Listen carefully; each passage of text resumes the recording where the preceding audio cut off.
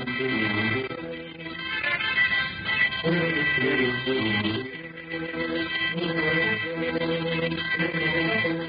potential initiates, and remain with us for the next 30 minutes as Evangelist David Brothers of the Church of Jayne Mansfield lays the groundwork of the new atomic age and instructs you on the essential precepts of the social gospel of Jayne Mansfield as she spoke from the grave and appeared in a bizarre manifestation to the prophet princes.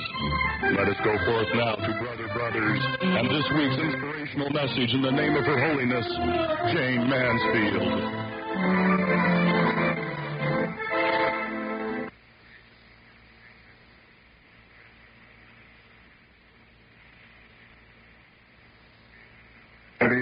Right, ma'am? Yep. Oh, I forgot. Butchie Boy, why do I have him on as a special guest? Because I'm cute. Right. Also, because you're very enlightening. You bet. Say, aren't you a lifeguard as well? That kind of makes you important. Yep, I'm a hero, too. A hero?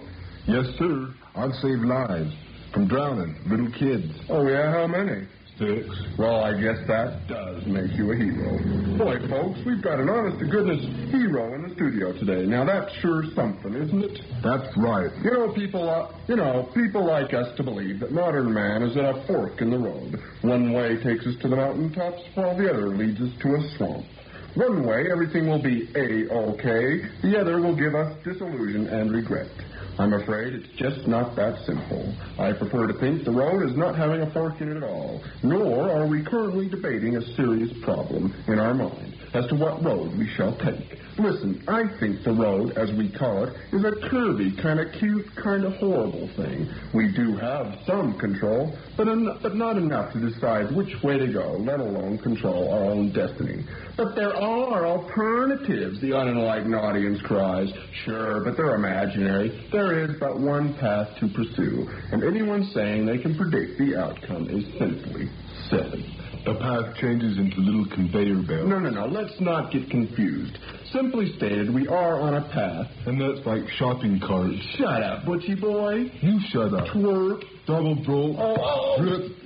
All in fun, folks. Me and Butchie Boy are the best of buds. Right, Butchie Boy? Right, buddy. Buddy. Buddy. That's right. Do you want a cigarette? Well, thank you. Think nothing of it.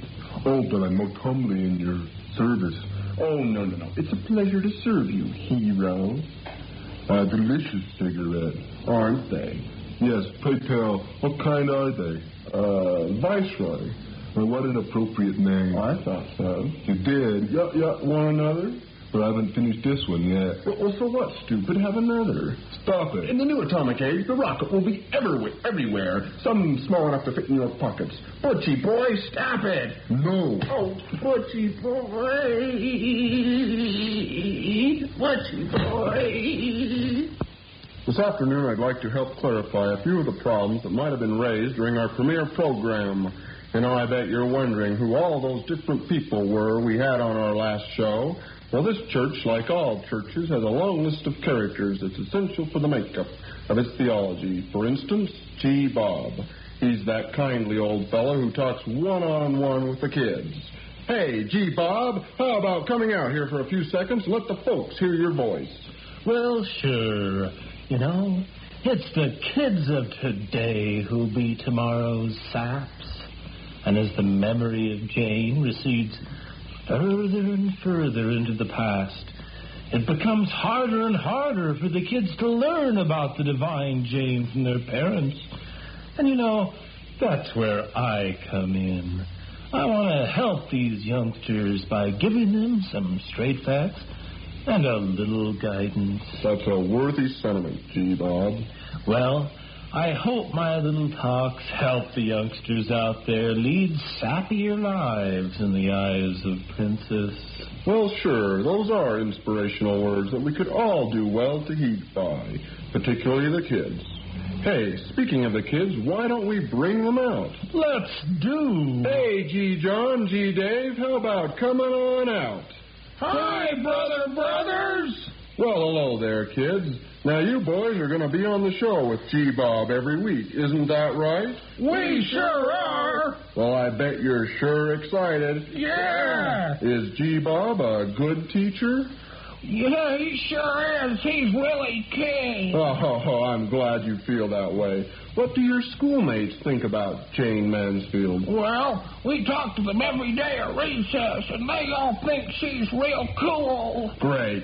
Well, let's talk to some of the other folks down here. Okay, we'll see you later, kid. Bye! Hey, ho there, folks. It's your old pal Joseph back from that mecca of perversion. That Babylon a Go-Go, that wonderful place where you can get anything, no matter how disgusting. I'm talking about, you guessed it, New York, New York. And what better place for a sicko sleazo such as myself to wallow around in shallow putrefaction, slow death, and the glory of West 42nd Street. Ah, the thrill of that endless array of latex novelties and lewd and sordid peep shows, nude rap sessions, and full-length adult porno, where the participants get into the most bizarre positions and unnatural devices that I'm sorry to admit that I haven't even had a chance to try yet. But give me a chance. Even Babylon wasn't decadent in the beginning. The Babylonians had to practice at their artistic style of perversion. New York, New York. Oh, what a beautiful city. Oh, what a gloriously filthy city. Oh, gosh, Big Apple, you're rotten to the core, and I love you for it. Toot la root, in the name of Princess Golly. Butchie Boy has a poem he'd like to read today.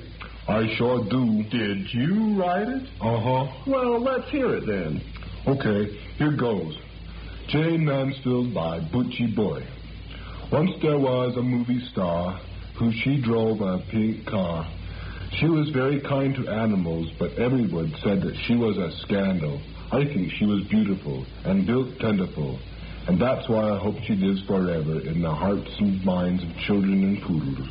That's all. Well, that was sweet. Thank you. In fact, it was sickly sweet. Saccharine to the max. Was beautiful and built plentiful. Did you really like it? Oh, it was lovely. Just lovely. Butchie Boy! Don't hurt me, Butchie Boy! I'd like to share with you this little thought today. Have you heard all the happy people on the radio? Have you noticed all the optimists on the street? I suppose not. Though the born-again Christian seems cheery enough, and the Krishnas have a slick sense of inner contentment.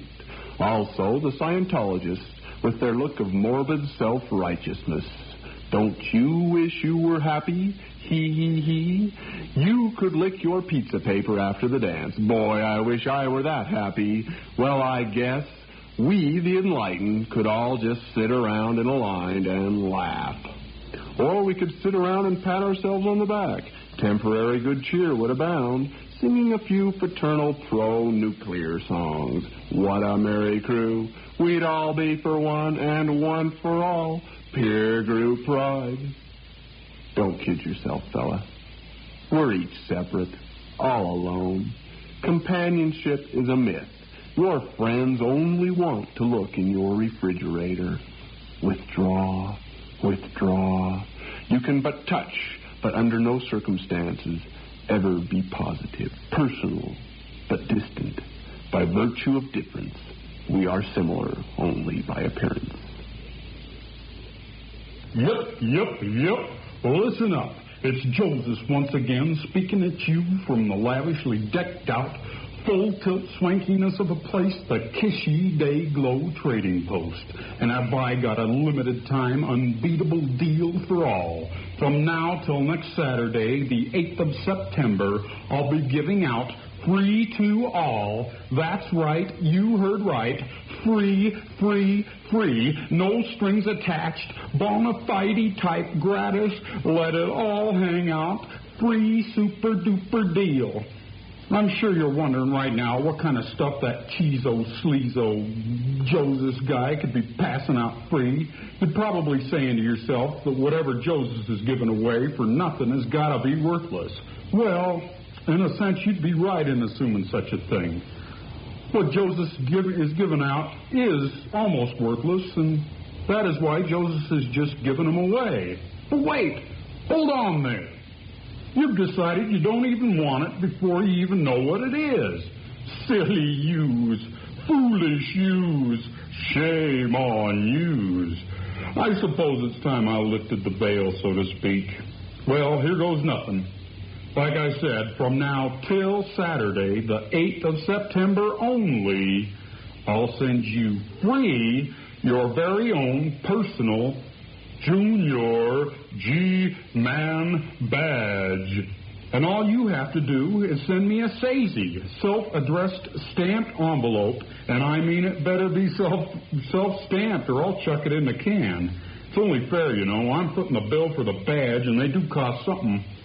Not very much, but I did have to buy them. You know, they don't grow on flaming bushes. These Junior G-Man badges are, say, 2 inches in diameter and are made of some kind of cheap, malleable pot metal type material. They have the words Junior G-Man on the front and a pin on the back so you can stick it in your shirt or your skin. But the real keynote thing about these badges is that once you get one and wear it around, you're suddenly transformed into a member of the Church of Jayne Mansfield. Yep. You become a Junior G-Man in the Church of Jayne Mansfield, a bona fide champion of the new atomic age, a rock'em sock'em Junior G-Man of action, a real dynamo of go, go, go. Now you ask yourself, why would a serious, level-headed, adult, mature, sensible, deep-thinking individual like yourself want such an obviously embarrassing, childish badge pinned on yourself? Well, I, Joseph, would have to say to you, why would a mature human cut off all his hair and bang a silly tambourine on the street screaming, Hare, Hare, Krishna, Krishna? Or why would a sensible person slap a stupid bumper sticker on his car that said, Jesus is coming, or Happiness is Family Home Evening with some idiotic Rod McEwen happy smiley face on it? Oh, well, that should be enough justification for anybody to want one of these swell Junior G-Man badges, which entitles the wearer to be a member of the Church of Jayne Mansfield. Remember, the Church of Jayne Mansfield has no missionaries or people on the street begging for donations. We run the whole thing out of a post office box, and if you don't write to us, you won't hear a thing from us unless it's on this program. So get your crayons ready, because I'm gonna give out that magic post office box number, and you can get your free Junior G-Man badge. Here we go. Here's what you do. You write to Joseph's, P.O. Box 6416, Salt Lake City, Utah, zip code 84106. You know, this free offer is going to end Saturday, September 8th, 79, and after that I'm going to be selling for $1 a piece, and I'm going to do it. So here's that address again. Write to Joseph's, P.O. Box 6416, Salt Lake City, Utah, 84106. The offer ends Saturday, September 8th, so get it in the mail. And hey, also, Brother Brothers has a little essay he's going to be putting along with that Junior G-Man badge, and it's really sharp essay. I've read it, really nice. So definitely you send it out for it. Well, gotta go to LaRue in the name of Princess. Golly. Jayne Mansfield. The very mention of the name brings to my mind a bevy of thoughts. But I know that a lot of you don't even know who Jayne was, and even fewer of you know what she is now. But let's start with the simpler of the two questions, what she was. She was Hollywood's baby. I hesitate to say movie star, though she was in a few films, though none you'd remember unless you happened to catch one recently on late-night TV. I seriously doubt the film industry is ever going to recognize and praise her expansive talents. She was also on Broadway, though her roles were usually in just a towel and involved little more speaking than was absolutely necessary. But she did do a lot of little girls squealing and cooing. Men love their sexy broads to have the minds of a little girl, all innocence and pink you-know-what.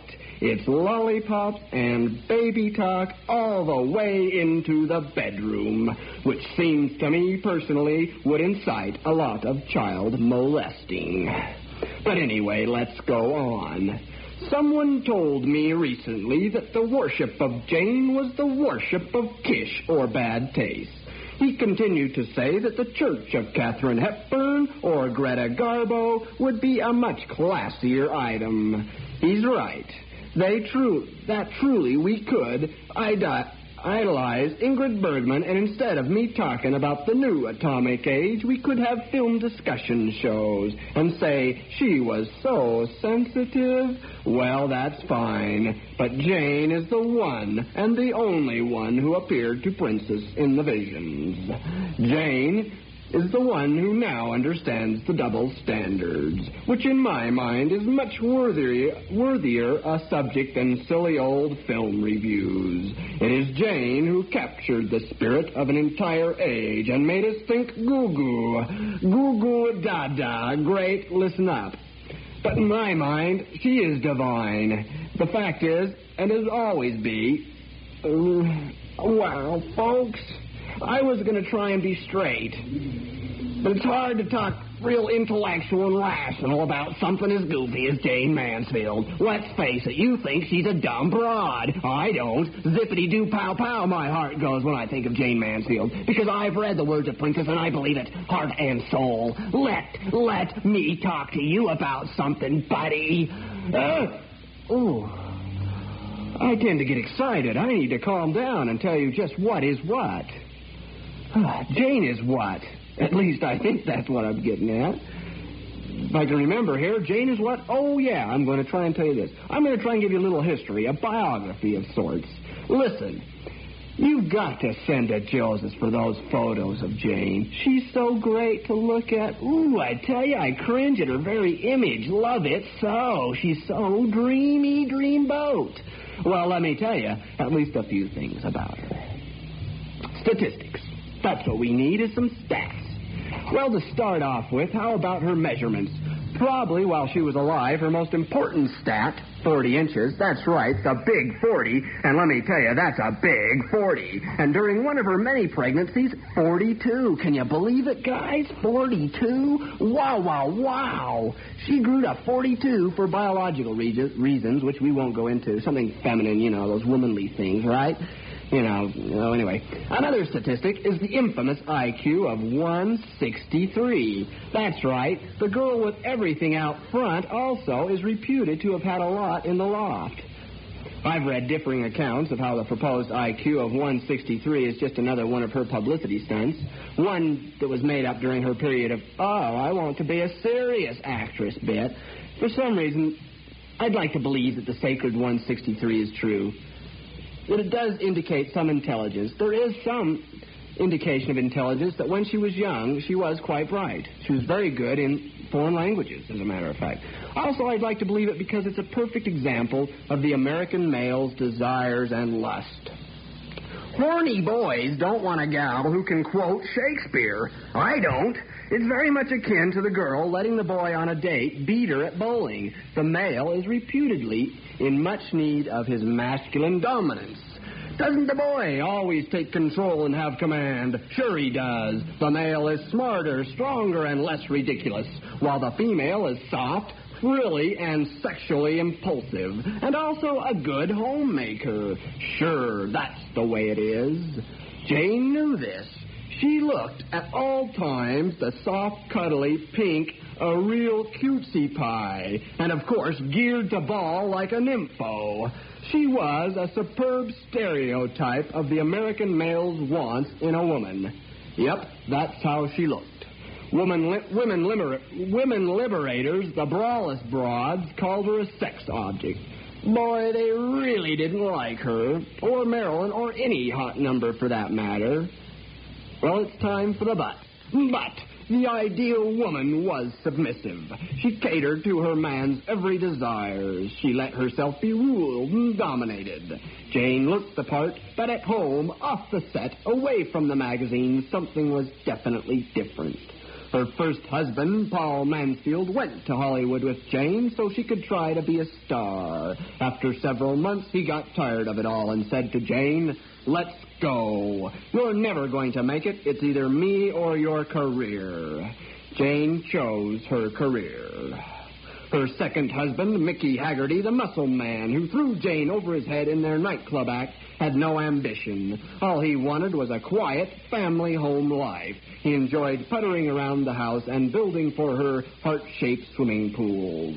He loved to putter about, not follow Jayne on her wild cross-country tours, so he became submissive. He let Jayne make the plans. The muscle man became dominated by Jayne the kitten. The roles were switched. He tolerated it because he loved her. The man who used to excite Jayne became submissive, so she wandered after wilder fish. Jayne was left in the garden while Mickey was left in the garden while Jayne stayed out all night.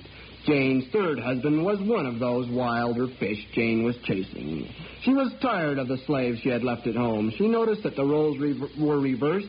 She wanted to be dominated, so she married Matt Simber. He was a tough, intelligent Italian who now runs a series of porno theaters. He was smart, satirical, and rough, but Jayne was tireless. Her ever-present career and strong habits and stubbornness forced an early divorce.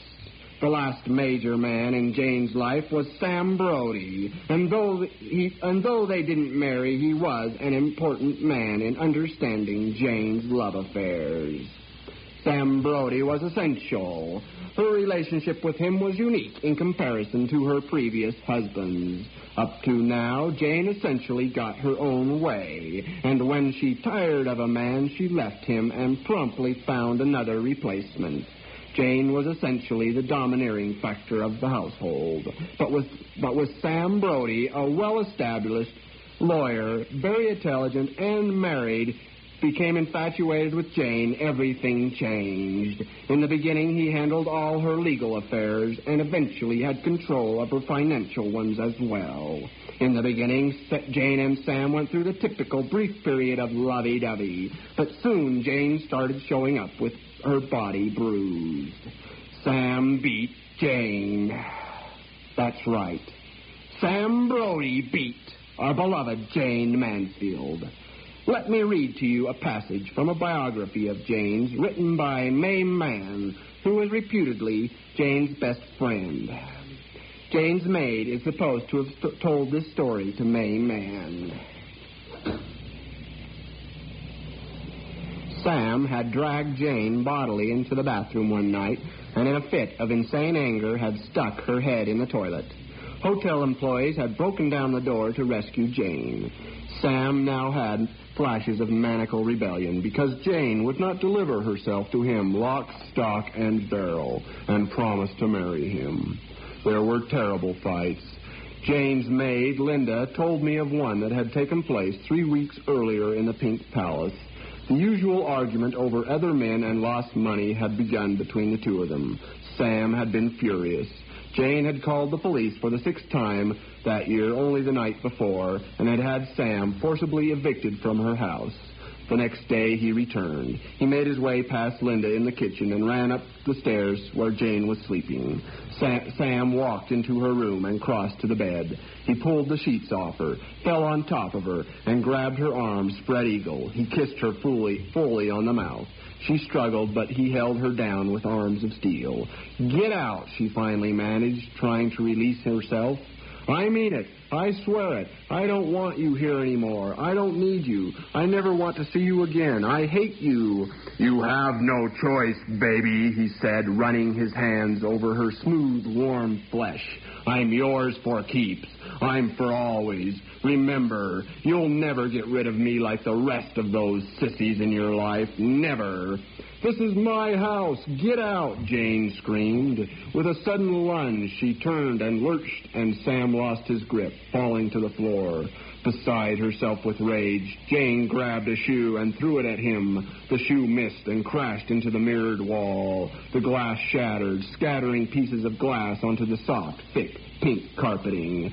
Sam sprang to his feet. He stood there appraising her mockingly. He laughed a high falsetto laugh, goading her with sadistic delight. "You pig," he scoffed. "You whore. Don't you dare speak to me like that," Jane screamed. "I won't have four-letter words used in my presence or in my house. I won't stand for it. I am a lady." Jane picked up an empty champagne bottle from the night table. She threw it at his head. He ducked. The bottle crashed into the mirrored wall. "Go ahead and break all the damn mirrors. It's your luck," he jeered. "But I'll never leave, and you know it. No matter how many times you call the police, I'll always be back. I'm a lawyer, and one of the best in the business. Remember it."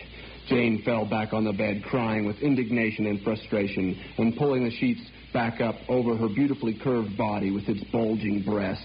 "How I despise you," she sobbed. "It's you and me to the death, baby. Make your choice," Sam said quietly. He enjoyed the threat and her tears. In some crazy way, it made him feel the master. Everything else in his life was out of control, but damn it, he'd control Jayne Mansfield or kill her. "You really turn me on, baby, when you get helpless like a woman should be," he said, "and let your man take over." He was coming towards her again, taking off his clothes and letting them fall to the floor. "I'll call the police," she screamed, jumping up from the bed, again revealing her nudity. She picked up a pink chiffon negligee from the floor and clasped it to her modestly. At the same time, she reached for the telephone on the heart-shaped mirrored night table. "I'm calling the police." Sam sprang at her and knocked the receiver out of her hand. "Don't pull that again," he warned, "or I'll really have to take care of you." You don't scare me," Jane hissed. "I am calling the police. I've had enough of this. Can't you understand? I'm sick of you." She reached for the telephone again. Sam struck her across the mouth, his ring cutting her lip wide open. Blood trickled down her chin. At the sight of blood, Sam reacted like an enraged bull. He sprang at her, knocking her down on the bed, and beat her body and her head unmercifully with his fists. Jane cowered into the sheets in self-protection, screaming with pain. He suddenly stopped. He stood up, looking down at her in disbelief and shock. "What have I done?" he grasped in horror. "Oh, no," he cried. "Not again. Why, Jane? Why? Why do you make me do this to you? I love you. You know I love you. You are the only thing in the world I love. I've made my will out to you to prove it. I've made my life insurance out to you. I love you so." He prostrated himself by the bed, kissing her hair, her head, wiping the blood from her mouth.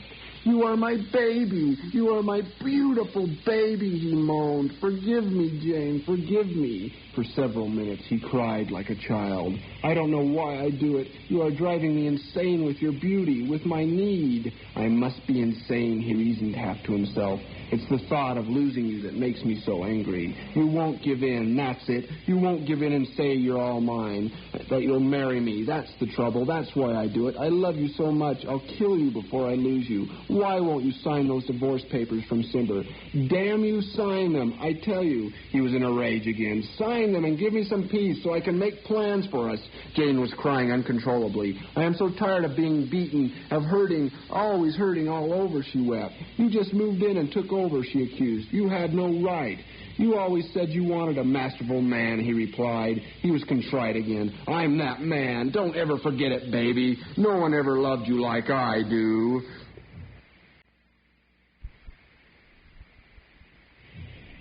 He rang the maid and told her to bring up some ice. "I've got to fix your eyes, baby," he said softly. "They're swelling up big. Don't ever make me angry again," he admonished. "I'm not responsible for what I do when I get mad." A half hour later, Sam showered, shaved, dressed, and ran downstairs for a quick breakfast. He was whistling and happy with the world. He left on some business. Upstairs, Jane called Jane Marie on the intercom. "Please come up and bring your camera. I want you to take a picture of me." When Jane Marie, her oldest daughter, walked in with her flash and brownie, her eyes widened in sheer horror. Her mother's face was black and blue. Her eyes were swollen shut from Sam's beating. "Take the picture," Jane instructed her daughter. "Get it printed, and don't let anyone see it. Hide it. I'll get him out of here yet." What an awful man. I react real mad. My fists clench whenever I read that story. I could just mash that awful Sam Brody. Why did he do this to Jane? Why? Well, let's look at the facts. Jane purposely made Sam jealous by talking very seductively to other admirers in Sam's presence. She seemed to love to see him writhe in anger, becoming insanely jealous. And so Sam would react violently, beating Jane, who both wept into submission and fought back helplessly. She would get back at Sam by making him jealous. Sam wanted to beat Jane into submission because he loved her so, because she was so beautiful, and he wanted to have her. But when he saw he was beating that which he loved, that which he thought beautiful, he'd break down and cry like a crazy. That was also a part of the way Jane got back at Sam. She knew he would hate himself for beating her. Sam bought Jane diamonds, spending exorbitant amounts on her. Jane was impressed. She loved men to buy her gifts. What she didn't know was that the money for the gifts came from Jane's own account. Score another for Sam. He could beat her into temporary submission. That's point number 2. And he could make her life miserable by just always being around, bothering her. Score 3. Jane, in turn, could make Sam exceedingly jealous. She could make him hate himself for beating her. That's point number 2. She also had the ultimate threat of leaving Sam forever. Score 3. It was a toss-up. 3 points of torture apiece. Sadomasochism. Jane must have needed it. This way, she loved to hate him, submissive as society deemed women should be, and she was dominant as her own will and desires led her. I suppose their affair was a sadomasochistic love, but it was instrumental in ruining her career, which was already on a downhill because of America's changing attitudes towards women. She was being paid less and less attention to. People were thinking that she wasn't that big an attraction. Also, she was growing old, 35.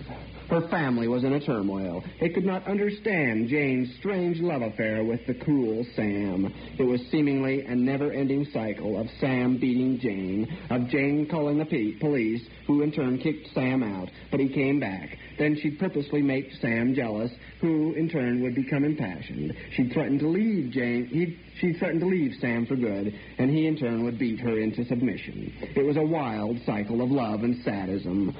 I have a hard time accepting that Jane needed it this way, but it rather indicates as much. Jane told Princess in a visit that Sam was the ideal man for her because she said she needed stimulation and excitement and lots of love. I know that Mickey loved me, but he couldn't show me in such a way I could be certain at all times. I had to be reminded, reassured at all times. She goes on to say that Mickey was sweet, but I needed more life. I found it by either roaming from man to man or also with Sam. He beat love into me. It was a primitive and cruel love, true, but it was necessary. I'm sure that no matter when I would have died, I would have still been deeply involved with Sam.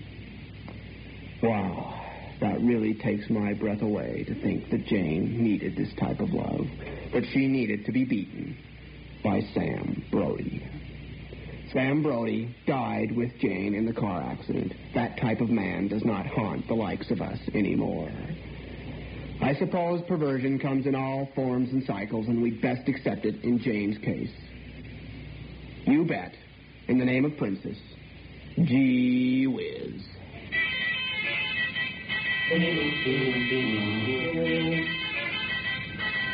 If you've been infatuated by today's broadcast into a state of unrequited lust and would like to learn more about the Church of Jayne Mansfield, then address all correspondence to the Church of Jayne Mansfield, Post Office Box 6416, Salt Lake City, Utah, zip code 84016. If the alluring spirit has moved you, then please enclose a free will crush offering with your card or letter.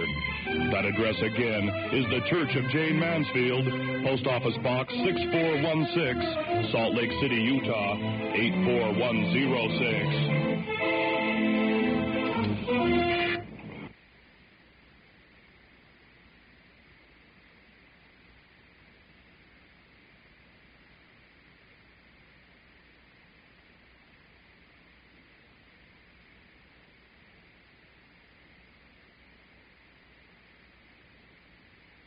Folks with lots of brass are seldom polished. This is Utah's golden gospel giant, KBBX Centerville. Time right now in the Mountain West is 3 o'clock.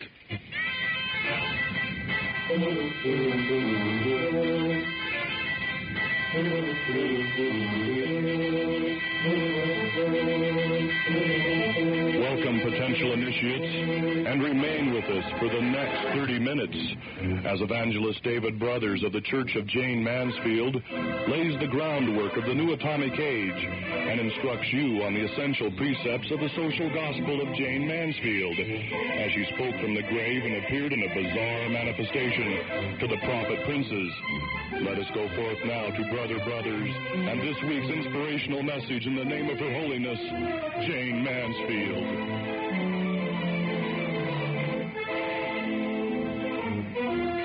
That's right. We're live again this week, though something tells me we won't be for long. The dinosaur's at our door, so to speak. This, of course, means we're two-way radio, so if you want to call up and ask your favorite questions, please, by all means, do.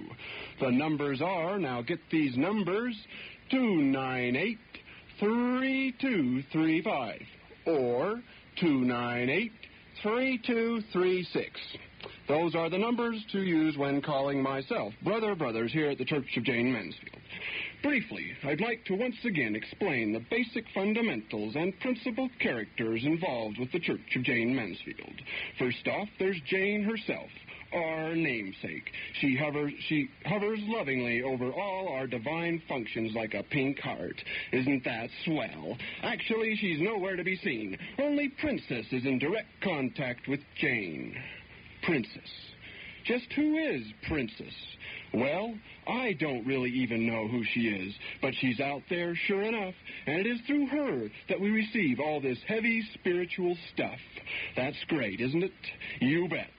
Directly under Princess in the makeup of the church is the G-Men. The G-Men consist of myself, Brother Brothers, also G-Bob, that kindly old fellow who talks one-to-one with the kids. And then there is Joseph and his assistant, G-Pete. And, of course, there's Butchie Boy, who made his premiere on last week's show. George Jetson is another G-Man, along with Daryl Dayglow, the evangelist in exile. It is up to us, the G-Men, to spread the word of Princess, whose book, which includes the Book of Double Standards, that all-encompassing monumental work which is a triumph in modern life. For it is in this book that we learn about the new atomic age, also the not-so-far future as disclosed in the Chihuahua Revelation. That's all fine and Jim Dandy, you're saying to yourself, but where do I fit in?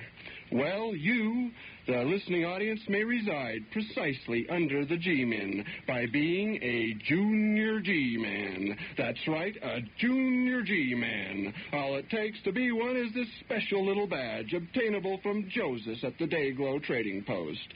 The way to get that special little badge is to write a Sazy to P.O. Box 6416, Salt Lake City, Utah, zip code 84106. That's how you get your really great badge. Okay. Now, I've answered the first question. How about the second one, the most important one? What is the function and purpose of the Church of Jayne Mansfield?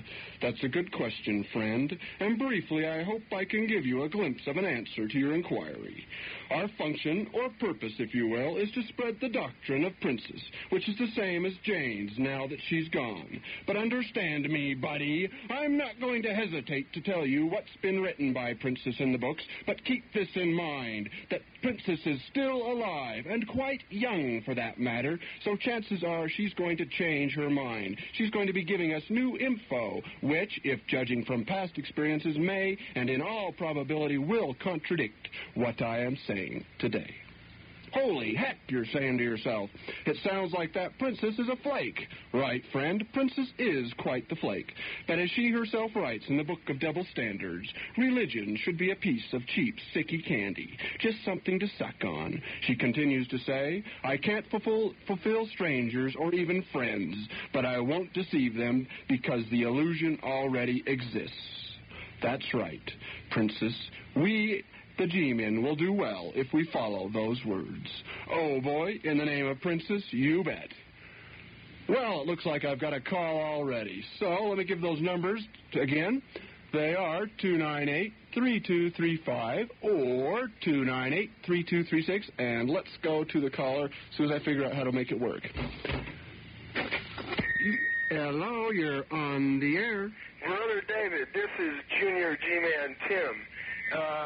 Can you tell me and try to enlighten me on the true meaning of Jayne's life?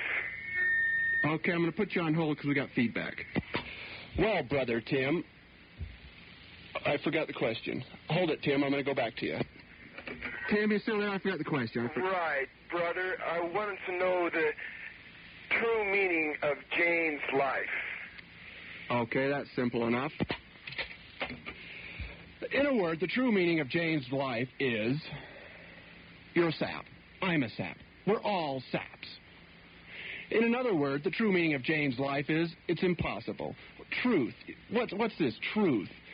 It just doesn't work. I'm sorry, Brother Tim. If you're looking for truth, if you're looking for if you're looking for someone who's going to tell you what is what, that this is this, I suggest you try someone else. But I think your head's in the right place, Tim. So, stick around.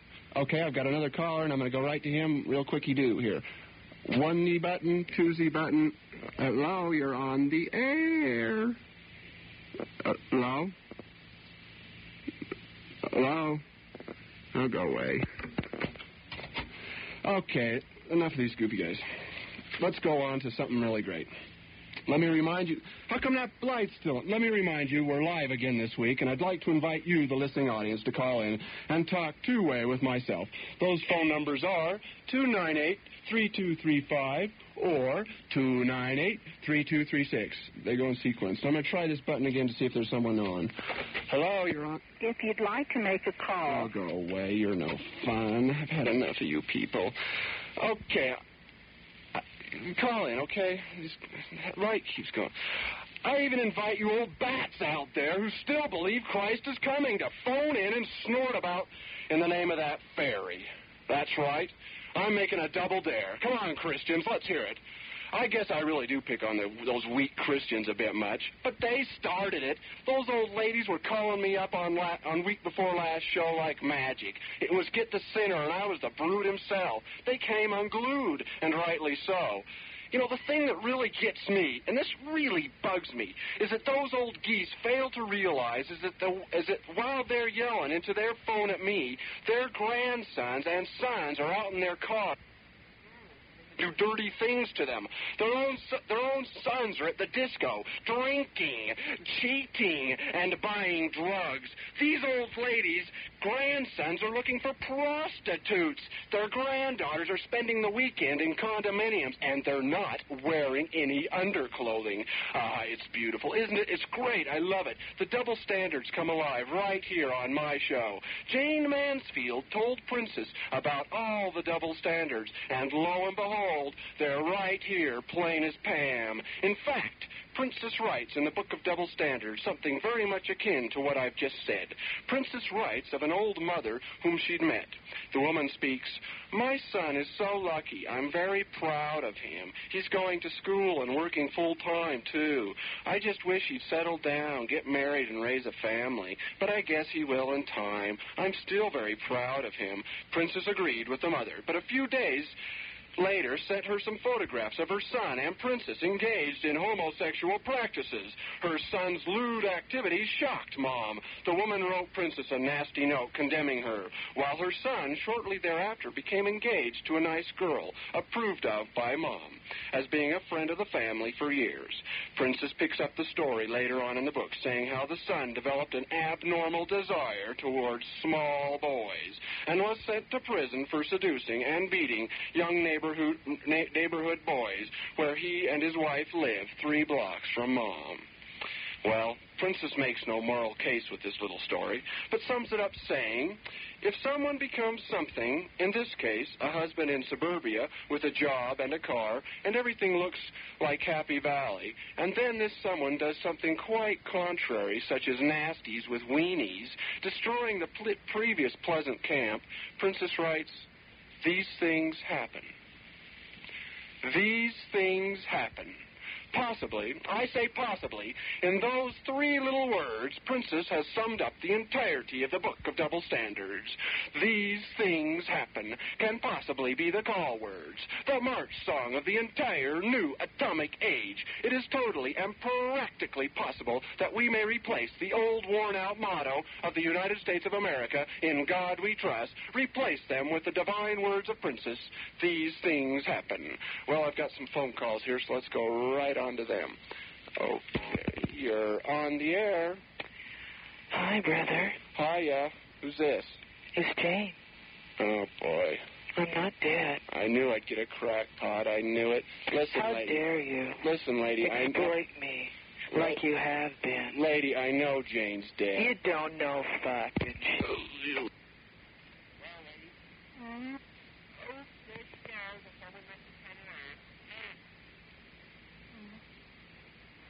Let's go to this other call. Hello, you're on the air. Hello. Is there anything really bad about what the sons of Christians have been doing? About what? What the sons of Christians have been doing? I mean, going to the discos and buying drugs? Oh, no, of course not. It exemplifies perfectly the double standards. I love it. Oh, good. I'll go buy some drugs. Okay, listen, I got this real hot order for cocaine. Bye. Bye. I hope you get screwed over with your drugs. Hope they sell you sugar. Okay, let's go back to reading. So I invite you God-fearing dodo heads out there in my listening audience to call me. Tell me I'm wrong. Tell me I'm going to hell. Tell me I'm a snot-nosed brat. But as soon as I finish hanging up on you, I say as soon as our conversation is through, call up your children and your grandchildren and ask them, do they make love to members of the same sex? Do they smoke marijuana? And did they remember to vote? I'll bet they didn't.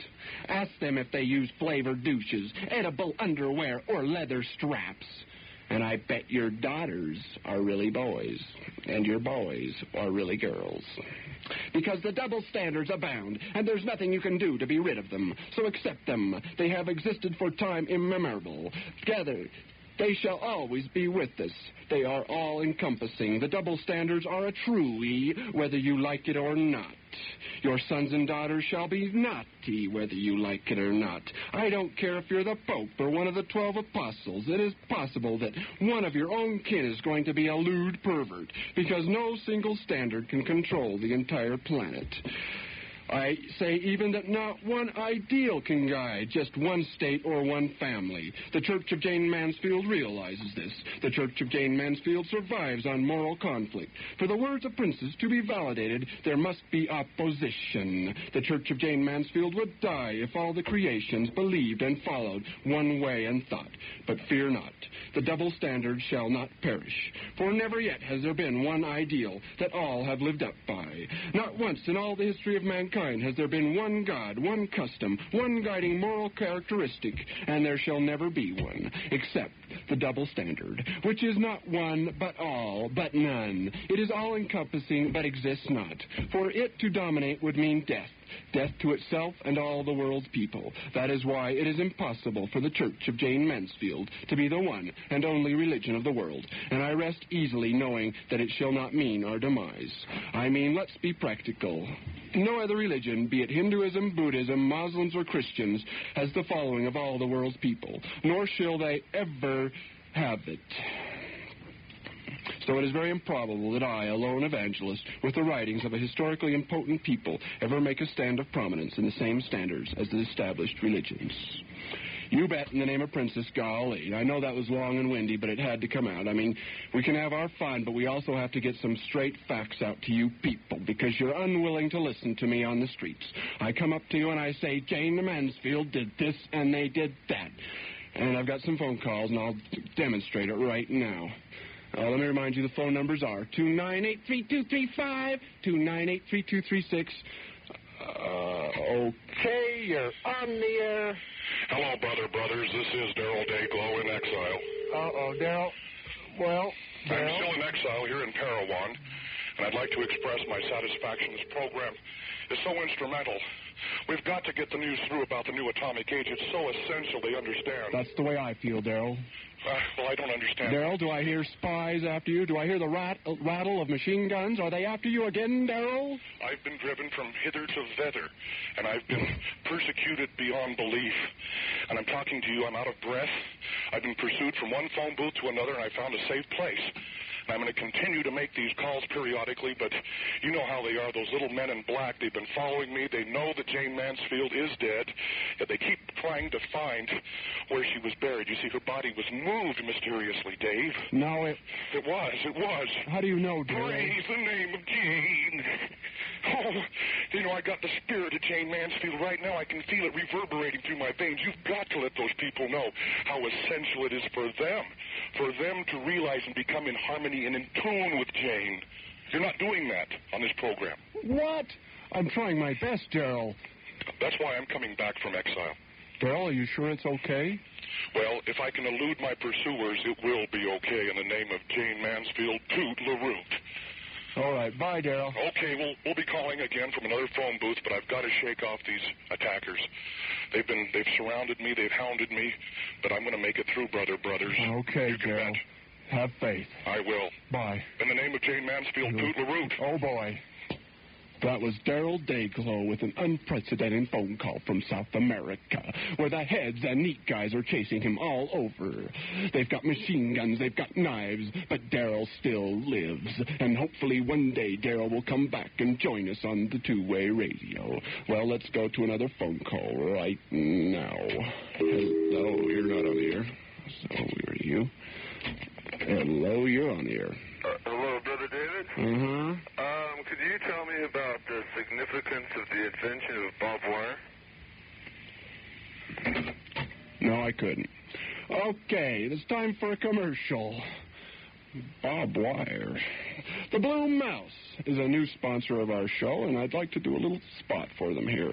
The Blue Mouse, Salt Lake's finest drive-in theater, designed especially for the man on the move.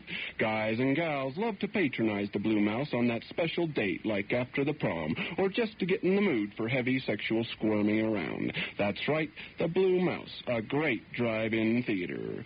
Let's see, I don't really know what they have playing. Oh, yes, I do. They have the Wild Party this week with James Coco and Raquel Welch. And I understand that the screenplay is based loosely on the Fatty Arbuckle story in that party he had in San Francisco, where the girl died after going through Fatty's amorous advances. I think he broke her bladder. Well, anyway, that ought to be a great movie. And just think, you never have to even get out of your car. Oh, and let's not forget the great snack bar. That's right, a snack bar. That's awfully unique, wouldn't you say? They have these delicious little pastries, which resemble kind of a complex Twinkie, if you know what I mean. And they have juices, too. Enjoy your pastry and juice amongst the lavish surroundings in the art gallery, where every month a new set of pictures can be ogged at. You can also talk in the gallery while you eat your cakey and smoke, too. And every other week they sponsor the Widowmaker Dirt Hill Climb in the back room, designed especially for that purpose. So drive near, drive far, but for sure, hop in the car and come as you are to the Blue Mouse, Salt Lake's finest drive-in. Just take the first south exit and follow the bug lights to 3rd East, right next to Don Hawaiian's Tiki Delight. Okay, we've got another phone call. And, hello, you're on the air, Lobby. Brother David, please enlighten us about the atomic age. Boy, these guys ask me all these questions. Okay, you're off the air now. The atomic age. Well, the atomic age, I guess I am leaving you guys in the dark somewhat, but the atomic age... The Church of Jayne Mansfield is the church of the new atomic age. Jayne tells us in the Chihuahua Revelations that there shall be a technological discovery soon. Not a minor type item like we've been getting lately, like the calculator or the microwave oven, though the technology it took to produce these items was enormous. Those household fundamentals are just pee-pee compared to the breakthrough I'm talking about. We're looking for the same discovery akin to the ones that put us in the first atomic age, like Einstein in the space program. Nuclear power, our potential future, is being hampered by the post-hippies and the oh-I'm-so-concerned peaceniks. We must have power. Atomic power. The real knockout stuff. The potential hazards are a boon to our environment. I hope that answers your question. Let me remind you that we're live today on the air, so to speak, and our number is 298-3235 or 298-3236. And we don't have any phone calls, so I think we'll go on to something else here.